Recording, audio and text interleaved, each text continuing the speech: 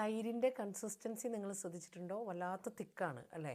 അപ്പോൾ ഇത് നമ്മൾ ഉള്ളിലേക്ക് കഴിക്കുമ്പോൾ ആ കൺസിസ്റ്റൻസി പോലെ തന്നെ നമ്മുടെ ഉള്ളിലുള്ള പല ചാനലുകളെയും ഇത് ബ്ലോക്ക് ചെയ്യുകയും പലതരത്തിലുള്ള രോഗങ്ങളിലേക്ക് നയിക്കും. ഓട്ടോ ഇമ്മ്യൂൺ ഡിസീസസിൻ്റെ പലതിൻ്റെയും ഒരു പോസിറ്റീവ് ഫാക്ടർ തൈര് നിത്യവും കഴിക്കുന്നതാണ്. അതുകൊണ്ട് ആയുർവേദം ഒരിക്കലും തൈരിനെ റെക്കമെൻഡ് ചെയ്യുന്നില്ല. അതിന് പകരം തൈര് കടഞ്ഞ് വെണ്ണ മാറ്റിയ മോര് ധാരാളമായി ഉപയോഗിക്കാനാണ് ആയുർവേദം പറഞ്ഞിട്ടുള്ളത്. മോരിനാണെങ്കിൽ ഒരുപാട് മെഡിസിനൽ വാല്യൂസ് ഉണ്ട്. അത് ഏതൊക്കെയാണെന്ന് നമുക്ക് നോക്കാം. ഏറ്റവും ആദ്യത്തെ മെൻ്റൽ ബാലൻസ് മോര് തരുന്നു. നമ്മൾ എപ്പോഴെങ്കിലുമൊക്കെ ഒരു ഡിപ്രസീവ് മൂഡിലാണെന്നുണ്ടെങ്കിൽ മോര് നിങ്ങളൊരു ഗ്ലാസ് കുടിച്ച് നോക്കി നോക്കൂ. നമ്മളുടെ മെൻ്റൽ ബാലൻസ് നന്നായി നിലനിർത്താൻ മോര് സഹായിക്കും. രണ്ടാമത് BP കുറയ്ക്കും. നന്നായിട്ട് BPയെ കുറയ്ക്കുക എന്ന് പറയുമ്പോൾ വല്ലാതെ കുറച്ച് കൊണ്ടുപോയി അത് ഹൈപ്പോ ടെൻസീവ് ആക്കാനല്ല മോര് സഹായിക്കുക. അതിന് പകരം ബാലൻസ് ചെയ്ത് നിലനിർത്തും. അപ്പോൾ നിങ്ങൾ ആരെങ്കിലും BPയുടെ മരുന്ന് തുടർച്ചയായി കഴിക്കുന്നവരുണ്ടെങ്കിൽ അതിനെ നല്ല വിദഗ്ധനായ ഒരു ഡോക്ടറുടെ സഹായത്തോടു കൂടി കുറച്ച് കൊണ്ടുവരാൻ പറ്റും. കൊളസ്ട്രോളിൻ്റെ സിന്തസിസ് നന്നായി നമ്മുടെ ഉള്ളിൽ നിലനിർത്താൻ സഹായിക്കും.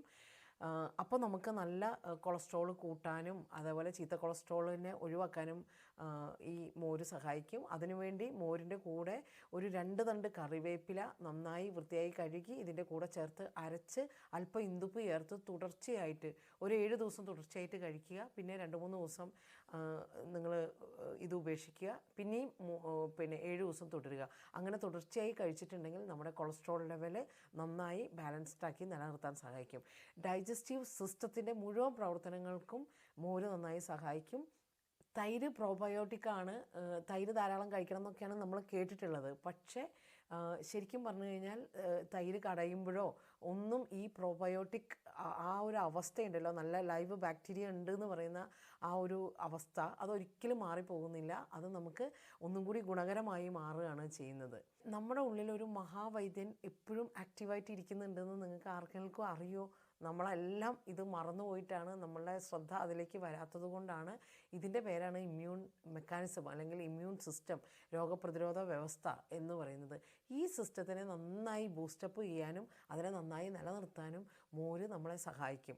ഇത് ആയുർവേദം കണക്കാക്കിയിരിക്കുന്നത് ഇതിലുള്ള കണ്ടൻറ്റുകൾ വൈറ്റമിൻ എയും ഇയും അല്ലെങ്കിൽ അതിൽ കാൽഷ്യമുണ്ട് മഗ്നീഷ്യം ഉണ്ട് എന്നൊന്നും പറഞ്ഞിട്ടല്ല ഇതിനെ നിർണയിച്ചിട്ടുള്ളത്.